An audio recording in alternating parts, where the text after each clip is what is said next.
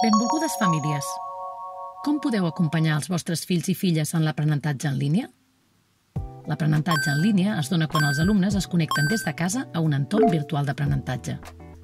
Ara més que mai, és important que el vostre fill o filla disposi d'un bon espai de treball, bona il·luminació, temperatura adient, ventilació, una cadira que li permeti tenir una bona postura corporal, un dispositiu i connectivitat.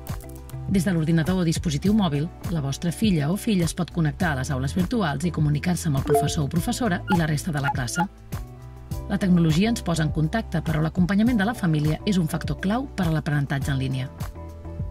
Mostreu interès per les seves tasques, ajudeu-los a organitzar el seu temps, animeu-los a mantenir el contacte amb companys i companyes i no oblideu de valorar el seu esforç i dedicació diària.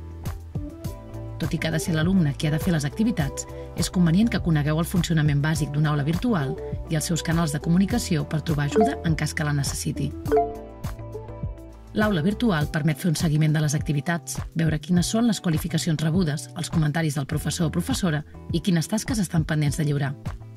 Com a canals de comunicació, l'aula virtual disposa de fòrums i missatgeria interna per demanar ajuda a la resta de companys i als professors o professores. Altres docents prefereixen fer servir directament el correu electrònic o alguna app de comunicació específica del centre.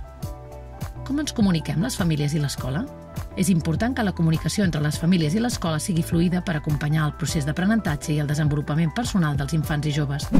A principi de curs, el centre educatiu us ha d'informar dels canals de comunicació de què disposeu i penjar aquesta informació al seu web. A més dels informes d'avaluació periòdics, el tutor o tutora de la classe us proposarà, com a mínim, una entrevista durant el curs escolar. Si voleu compartir amb la tutora o tutor qualsevol aspecte que considereu important, no espereu i concerteu una entrevista.